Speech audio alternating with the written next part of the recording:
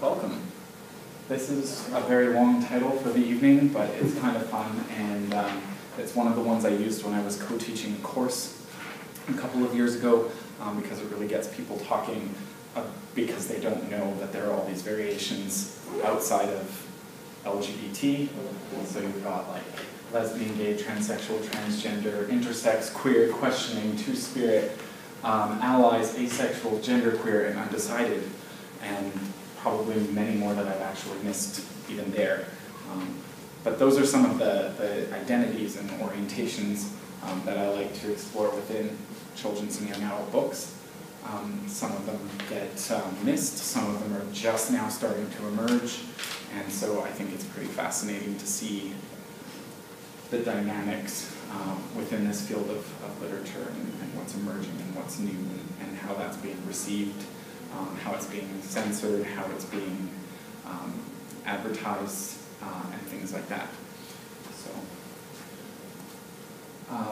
honestly, when I first got the invitation to be at a salon, this was the first image that popped into my head. I wasn't sure if I would have to get a frilly dress and a large wig or not. I didn't know if I should wax eloquently from a big puffy chair, so I'm not going to because I couldn't fit one on the bus. You want me to? Yeah, if you can turn off the fluorescence, maybe I don't. Oh, it's going to affect the camera, apparently.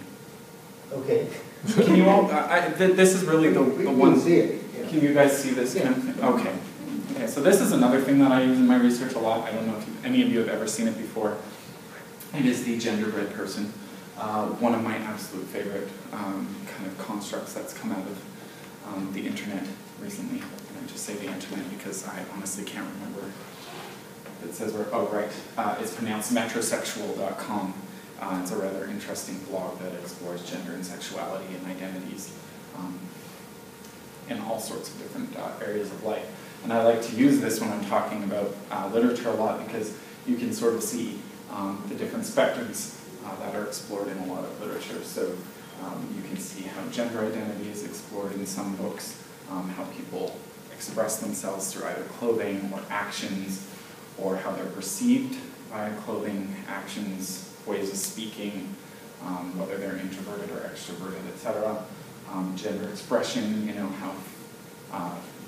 how you decide to act, whether or not you consider yourself to be effeminate or feminine or masculine and like butch and muscular, and however you want to identify.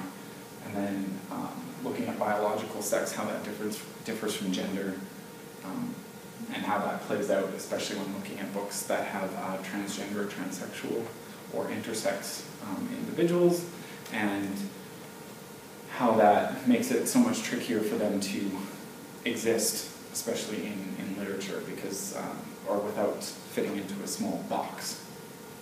Is that the version 1 or version 2? This is version 1.0. Version 2.0, it has been released of the genderbread person. However, it's not for the faint of heart. It is way more complex than this, and it actually confuses a lot more people than it helps, unless you've had sort of a background in gender and sexuality studies. I showed the 2.0 version at the Children's Literature Association, and had a lot of people giving me odd faces throughout my presentation because they weren't sure how to read it. So I stick with 1.0 for now, just to, so people have an easier time of understanding. And then lastly, sexual orientation, sort of where people fit on a sexual orientation scale, if you want to call it that, within the books that I study. So that, anyway, is a very simple but fun way of looking at gender and sexuality, especially since it's the genderbread person and you're talking about children's literature. So it just fits so much more than some crazy big tome, theory. I like to keep things open, and I am more than happy to change the words that I use, depending on the audience I'm presenting to. Well, part of saying queer is the reappropriation of the word, yes, right? Exactly. Yeah, and I think it also has a more general sense to me. I mean, it isn't specifically lesbian or gay. It's a broader term that kind of encompasses that range of some use it as an umbrella term, that huge kind of initialism I used at the beginning, a lot of people will just say queer, but then others are like, well, I'm trans, but I'm not queer, or, you know, I identify as this, but I'm not queer. So again, it's very audience specific, and it gets very fun and complicated and confusing. And that's one of the fun things about young adult literature, is they're actually tackling some of those topics in. And so it makes it quite interesting, especially in the area of trans inclusive literature, and looking at how they identify and want to be referred to, and whether or not they actually want to be identified as a specific gender that they're switching to, or if they want to become androgynous or non-gendered, or what's that, gender non-specific, I believe is one of the terms that gets thrown around a lot now. So now I'm just going to talk a bit about some of the books that I really like, and you know, sort of when they came out, and a bit about the books and why they should be recommended, or why, you know, what you can you know, mention to teens who might be asking about these books, and what it entails to recommend them. So, I mean, I don't know if you can see this one very well. It's called Annie on My Mind by Nancy Garden. It's kind of one of the staples of lesbian young adult literature. It was one of the first openly lesbian relationships in a young adult novel. It doesn't end quite as happily as one would hope, but it does end on a more hopeful note than a lot of gay male relationships in young adult books at the time. I mean, this was in the 80s, and prior to that, pretty much every young adult novel with any sort of queer content was gay males. And the very first one was in 1969 was I'll Get There, Better Be Worth the Trip by John Donovan. And in that one, it's this young boy who, you know, meets another young boy. They become friends, they kiss, and suddenly the one boy's dog dies, and he thinks it's because he's gay, and so there's no way it can possibly work, and he better, you know, not ever do that again. And so, you know, not very happy notes. The boy didn't die, so that was a good thing, because in most of the later ones, one of the boys, or both of them, would die or be killed by disease or something. So, not a very happy history. And a lot of that has to do with the publishing industry at the time. You couldn't actually publish a book that had a happy homosexual couple. That was just one of the things that you couldn't do. So, actually, happy endings are all like I don't know as much about, so I'm going to leave that one. But from the Notebooks of Melon and Sun is quite an interesting one. It's one of the first with a African American woman and a white woman, so an interracial lesbian couple. And Melon and Sun is the kid who is kind of struggling with his mom falling in love with a white woman. So it's one of the first books in young adult literature to really explore those areas of racial difference, sexuality in relation to race, looking at the parents from the child's perspective, which is quite a fascinating dynamic. And I mean, Jacqueline Woodson is a very talented writer, so she does a very, you know, solid job with that, and I've never found a lot of problems with it. Francesca Lita Block, I don't know if many of you know her, she's one of my heroes. She writes fantastic books. Her Weedsy Bat series has been censored like crazy over the years, but it's very fantastic realism. It's so out there sometimes you wonder what's actually happening, or if it's, you know, all in her imagination, but it's got like characters like Secret Agent Loverboy, or Secret Agent Loverman, sorry, my bad. And obviously Weedsy Bat and Duck and Dirk, who are the gay couple that show up quite often. And so it's really an interesting way to see it, but a lot of authors, or a lot of critics, weren't sure what to make of it because it was taking place within this fantastic world that wasn't quite real. And so it was okay for her to explore those sexual and gender and non-normative kind of family relations. She has sex with one of the gay boys in order to get pregnant. Both at once. With both, yeah, so that she can get pregnant, and then, you know, runs off with baby who was Which Baby, I believe. Yes, so lots of fun exploring all these different areas, but a lot of critics weren't sure what to make of it because it wasn't quite real. And so they thought that that allowed for more exploration and people wouldn't have as much of a problem because it's not real life, right? Hard Love is another really good lesbian novel by Ellen Whitlinger. Slightly tragic, but not as much as Any on My Mind, and it has some really solid characters in it. I highly recommend that one. And then David Levithan's Boy Meets Boy, which is one of my all-time favorites. It was criticized for being almost too unrealistic because it takes place in an incredibly gay-friendly town. There's really no such thing as like bullying or anti-homophobic slurs. They can be holding hands and walking down the hallway with no problem. He was the first openly homosexual class president in grade 3. He came out in kindergarten when his teacher told his mother that he had to be gay. There was no other possible choice there. And it deals with these two boys in this relationship, and it doesn't look at any sort of outside influences. It's just a simple story of their relationship. And so you don't have all this other stuff kind of breaking in, like disease or bullying or ostracized from their families or anything like that within the main couple. So that's one of the things I like about that. There is some religious intolerance from an outside family, but they're not a huge source in the story. The only complaint I've had about that one is that there's sort of a stock cross-dressing character who is the homecoming queen and the star quarterback. Called Infinite Darlene is her name, and she often walks around school 6'5" pretty much, and wearing like very glittery dresses and very large high heels. So a bit stereotypical. I'll let you decide. I won't go through all of these, but just looking at some sort of the different and interesting ways that young adult literature has been changing over time. Obviously, we go from Any on My Mind. We've got Gravity, which is Canadian, deals with lesbianism and Judaism, which is kind of a first in the young adult genre. Far From Xanadu sort of deals with living in a small town and falling in love with a girl. And it's a bit of an interesting dynamic outside of that sort of urban setting. How Beautifully Ordinary is a really fantastic short story collection edited by the wonderful Michael Cart.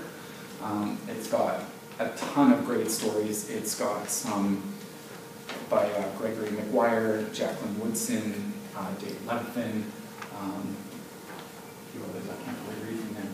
But they're all really good, solid stories that explore everything from first-time sex in a lesbian relationship to trans identities to interracial relationships, and like foreign exchange student falls in love with an American and they don't know how to kind of break through that language barrier, but they still try to make it work, and there's some almost fantasy, and there's some really well-grounded stuff. I mean, Gregory Maguire's piece, it's a bit longer than a short story, it's 100 pages, but it's well worth the read.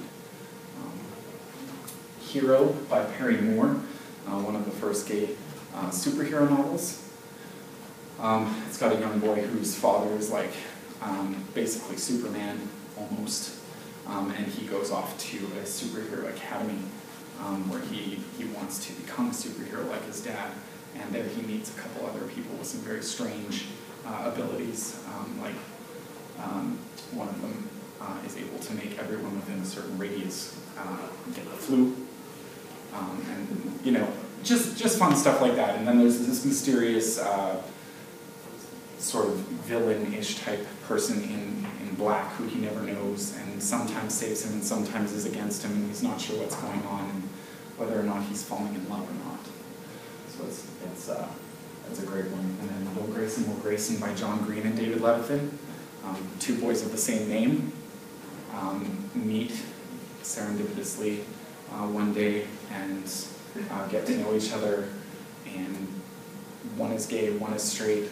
They're both kind of helping each other out with their own relationship troubles and school play and all this kind of stuff. And yeah, it's got one character named Tiny in it, and he's a fantastic character. Incredibly supportive character, gay, but just very sympathetic character, who's really strong and independent. One of my new favorites, Aristotle and Dante Discover the Secrets of the Universe. If you haven't read it, you definitely should. It really is one of my favorites from the last year-ish. Who's the author on that? Benjamin Alire Sains. I believe it's on the sheet, but if it's not, I can put up a better copy of his name later. I won't reveal too much about that, but it's. There's a good interview with him. Yes, he's been doing a lot of interviews and a lot of publicity for this book. Burnaby has one. Yeah. Burnaby is good. They have one. Burnaby has a copy. VPL doesn't yet. Yukiko's working on that. Then you've got Brent Hardner's Geography Club, a group of sort of people who, outside of the spectrum of normal, in their school, there's some lesbians, some gays, some non-identifying people. They all meet at the Geography Club after school because they don't want to be identified in some sort of it's not a gay straight alliance, it's not a gay club, it's not like a Freaks Anonymous kind of situation. They want to be able to meet without having too many questions asked. And it's actually kind of funny because a couple people do show up thinking it really is a geography club. And so that ties in as well in some rather humorous ways. And then just tell me if I'm just talking on too long. I'm more than happy to answer any questions in the meantime. But these are some really awesome ones. Freak Show by June St. James. It's a really neat look at this kid who just loves to dress up. He wants to go to school dressed in, like, wearing a dress, wearing tiaras, wearing these fantastic outfits. He can sew. He has access to all this neat fabric and glitter and everything, and he makes these really neat creations. It's almost like the young adult version of 10,000 Dresses, which is it's kind of neat that way.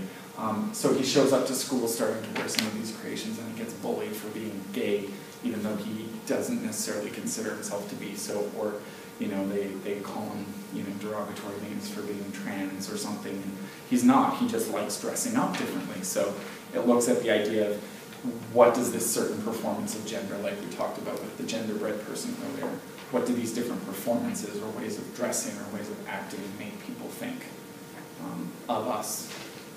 What do they automatically make assumptions about when they see us?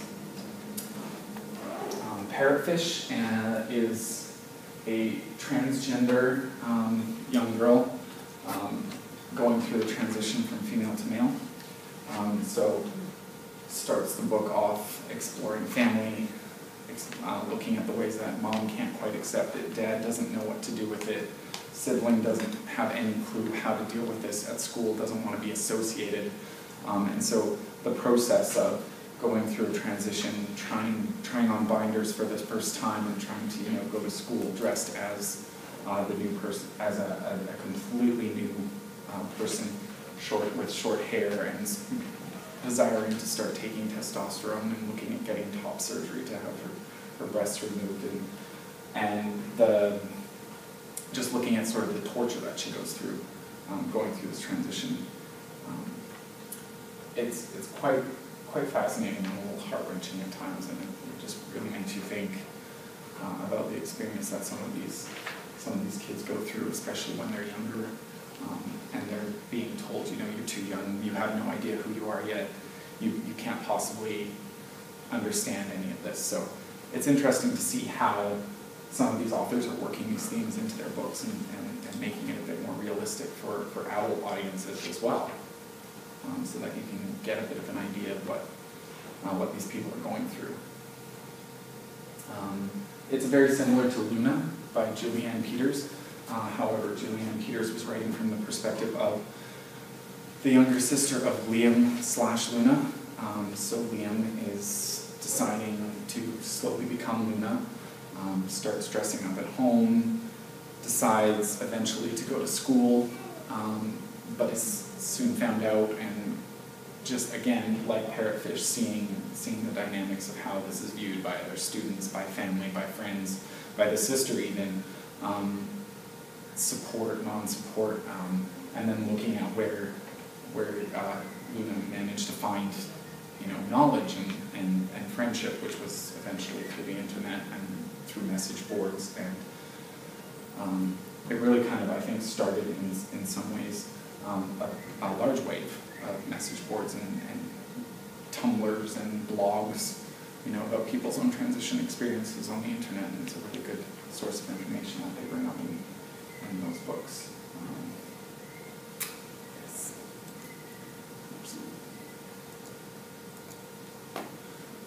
So then this is moving to sort of some younger audiences.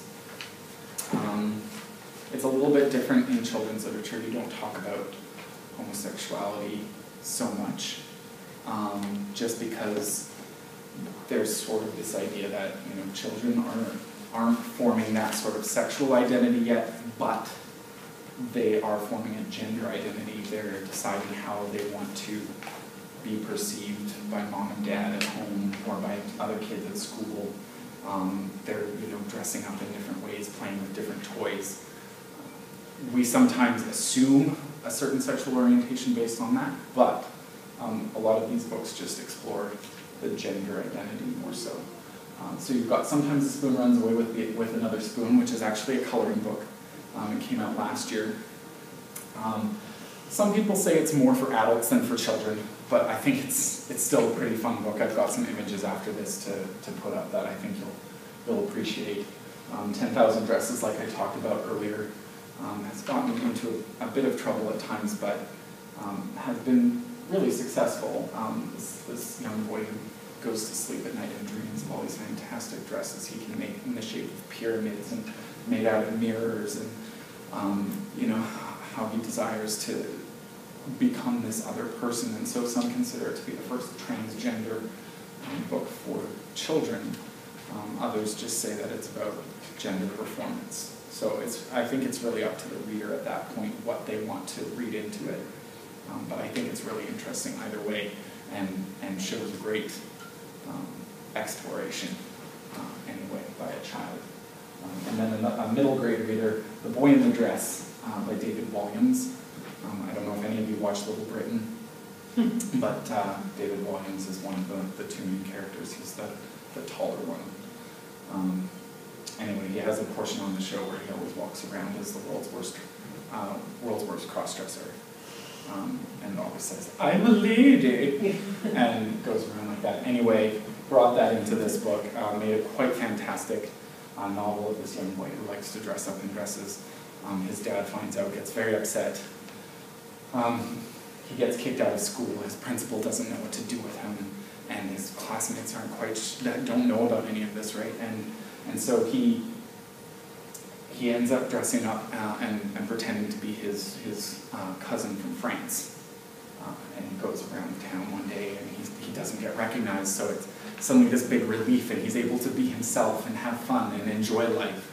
And then he goes to school dressed that way and starts to play soccer in a dress, and then he gets in big trouble for that, but then his teammates, in an act of solidarity, all start wearing dresses, and they play the soccer game in dresses, and his dad ends up coming in and supporting him. So it's one of those nice feel-good stories where the kid actually gets to enjoy being who they want to be. I'm just impressed that Quentin Blake illustrated. Yes, yes. He actually has another book. I can't remember the title off the top of my head, but Quentin Blake did that one as well. And they're really fun illustrations. They're quite lively. So these are some pictures from Sometimes the Spoon Runs Away with Another Spoon. You've got Not Every Little Boy Wants to Be Superman When He Grows Up. And then you've got Grumpy Hasn't Been Grumpy Ever Since He Borrowed Snow White's Shoes. Now the only problem is what to do about having two Happies in the family. So I don't know, it's just really fun. It's playing with those gender stereotypes. It's playing with those ideas of, some children, they don't want to be who we think that they should be. And it's about expressing sort of their desires and their needs and their wants. There's another one that I didn't put in the slideshow, but it's sort of along the lines of somebody's trash is someone else's treasure. So this little girl throws out an easy bake oven and this little boy's hiding behind the garbage can in this little apron and he's like super excited because now it's his. So now we get into some sort of more analytical stuff, sort of looking at the publishing industry in general.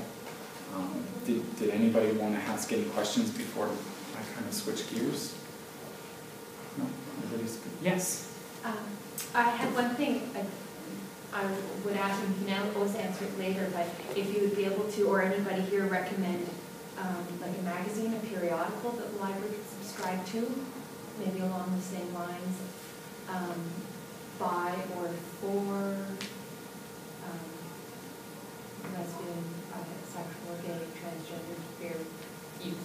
Because we just did our periodical review, and I'm pretty new as a teen librarian, and I have to do all these periodical reviews. Obviously, we had to do our subscription, and it was afterwards that I realized, oh, what am I missing here? And I don't even know if they exist. I haven't had a chance to research it yet, so I just thought I would take this opportunity. Yeah, I don't know off the top of my head of too many out there. I know there are a few sort of like photo publications, but they're more geared obviously to older teens. And I don't know if they would be considered necessarily for a library audience. Like they're not anything crazy, but they're probably not really library material just because they're only photo periodicals as opposed to, having articles or activities or any like sort of more creative aspects. But I can definitely look into that if I get your information afterwards. Okay. And see if I can come up with some stuff. Okay, thanks. If anybody else has anything, well, thank you. Yeah, I think someone asked that question at another event that I was at, and nobody could think of anything there either. So I don't know, maybe there just aren't really any out there yet. I think it might also be one of those things where with a book, a publisher takes a chance of publishing the book, and they know pretty much right away if it goes, then they're willing to do more. If it fails, they're not as willing, and with a periodical, it's so ongoing and long-term that I don't know if anybody's probably willing to commit to that sort of thing yet either. That could also be another possibility. Okay. Anything online? There are a lot of... Might be something to link to from the teen site. Well, like I say, there are a lot of blogs, Tumblrs, those sorts of things out there for teens. I know a few for transgender or genderqueer teens. There are some blogs. There's genderqueer.tumblr.com, and there's genderfork.com. And those are sort of ones that have images, they have poems, they have people's own biographies, explaining, their own experiences, either coming out as trans in school and things like that. So and there are obviously some that I don't know off the top of my head, but geared towards, gay teens, lesbian teens. There's message board sites and, poetry, fiction sites and things like that they can experience. So I think it's probably just a matter of somebody developing a periodical that would publish those in sort of a hard copy format. I know there are a couple of more, I don't know if this would fill the need a little bit, but there's some, a couple of Canadian more feminist-leaning magazines, and they will tend to have some queer content, and if there's nothing else out there, there's something that we get Shameless. Yeah, that was one of them. Yeah. And it's Canadian, I think. So, and again, give me your info afterwards, and I'll look into it and see if I can find something anyway. You never know, things popping up every day. Something might be, coming out next month. The publishing industry especially is just crazy right now when it comes to queer content. This is a really interesting graph that, I don't know, do you all know who Melinda Lowe is? She's a fiction writer, She's had a few fantasy novels come out. One was called Ash, and one was called Huntress. And she just released one this month called Adaptation, which is sci-fi with a bisexual love triangle. And in the two fantasies, there were lesbian plots.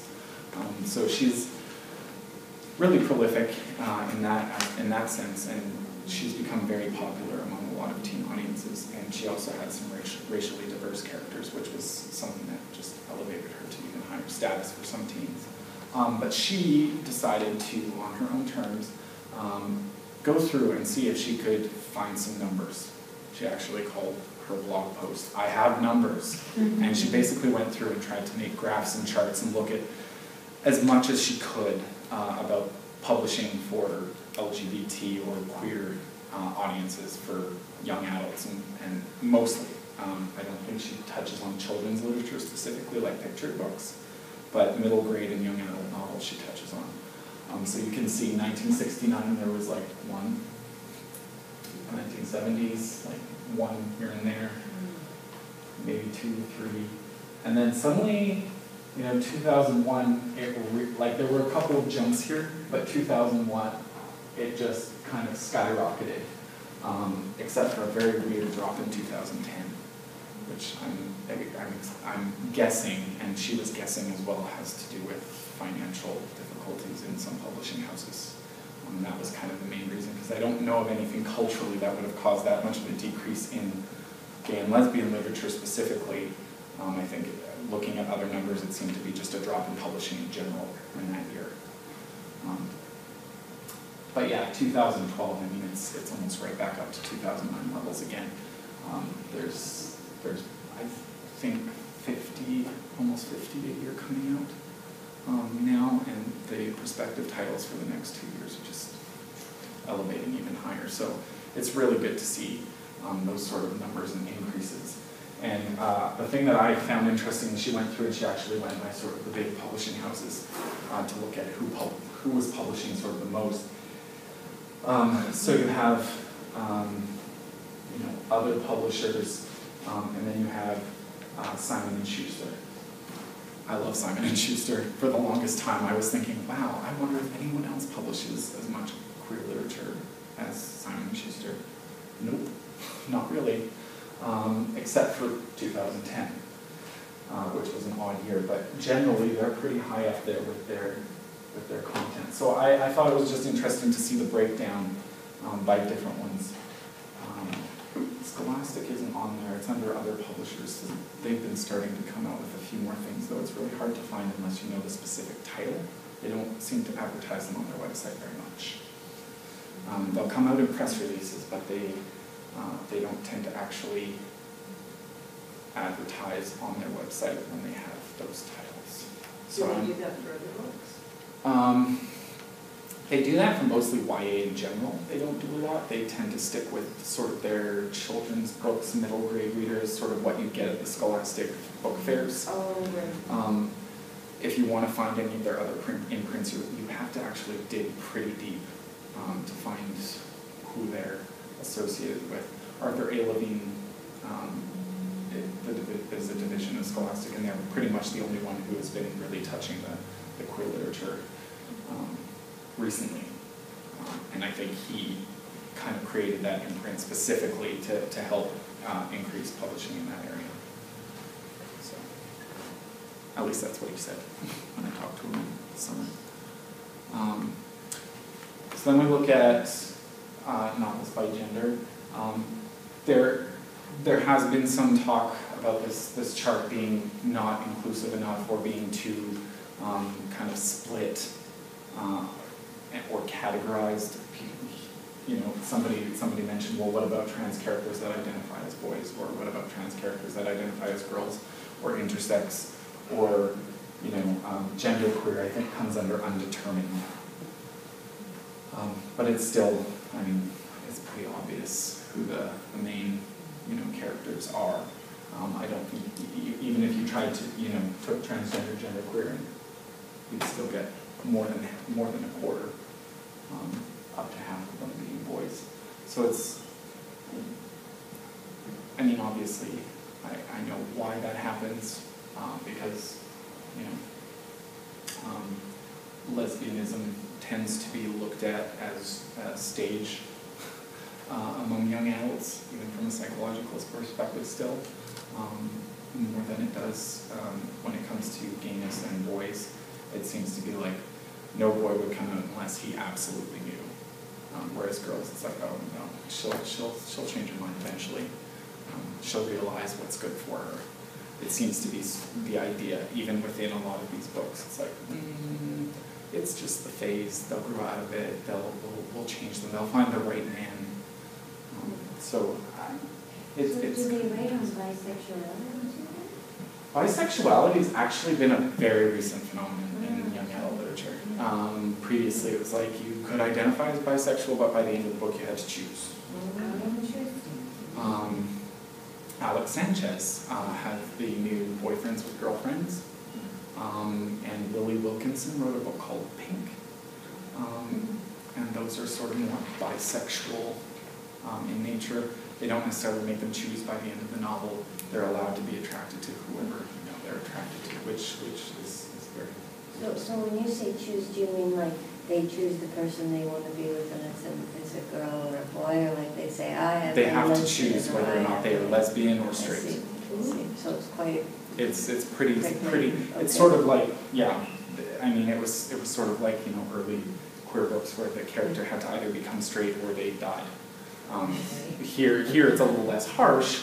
You get to pick between two living categories, but it's still, you have to make that choice, and it's not what we'd hope would be available in literature, but it is starting to expand a little bit more as we go. So when Melinda finally finished, she heard people talk about how publishers aren't willing to publish LGBT books, but obviously we can see from statistics that a lot of them are. It's still pretty neat and tidy sexuality in some ways. They don't go for anything that doesn't have answers. They like things to still be wrapped up. They're still pretty normative, even in their, sexual difference.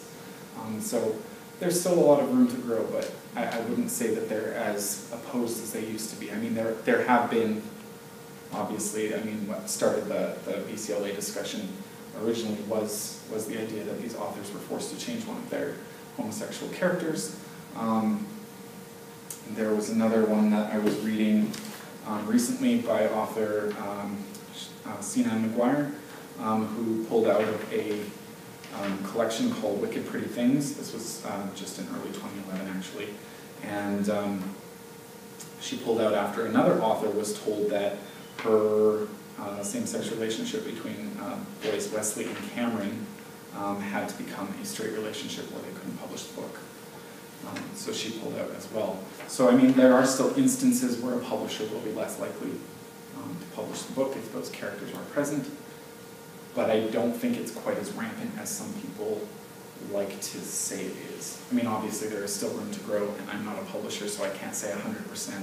But talking to a lot of agents and editors at, say, like the American Library Association, you do see a lot of willingness to take on these topics more so now.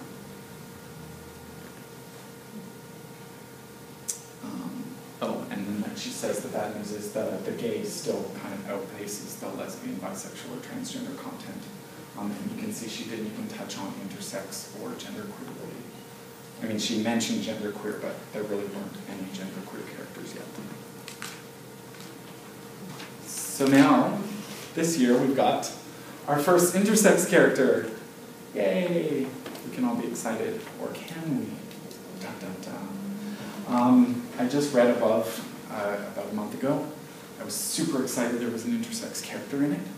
I was super disappointed that it was like a bad person. So what do we take from that? Is that the author making some sort of moral judgment? Is it just that there's a lot of bullying and stuff, so is that enough to turn a person in that situation to be like the arch nemesis? Will this even be an issue once there's more intersex characters out there, or will we just say, well, that's just another interpretation? That tends to be my way of thinking. We get very critical of certain ways of looking at characters until there are a lot more of them out there, and then it's just a big spectrum, so we can be happy that there's a big variety. But I was actually just thrilled that this character even existed in the first place, so yeah, I get a little excited about these things sometimes. And then, dun dun dun, two-spirited character. It's like one of the first / only that I've ever found. There was one book a while back by Celu Amberstone, which was a native Canadian book, and it was a fantasy, and there was a character that you could possibly, if you really wanted to, maybe read as two-spirited, but only if you really read into it. Whereas this guy, his name is Adam, and he shows up in the second half of the book. He is a secondary character, but he's still pretty big, and he said, I'm two-spirited, so there's really no question. He's self-identified. Emily Danforth goes into a little diatribe about what that means. You can't really introduce a character like that into a book for teens without explaining it a little bit, since a lot of people still don't know what that means. But the fact that she was willing to put that into her book just really fascinated me and made me very happy to see that sort of character coming more into being.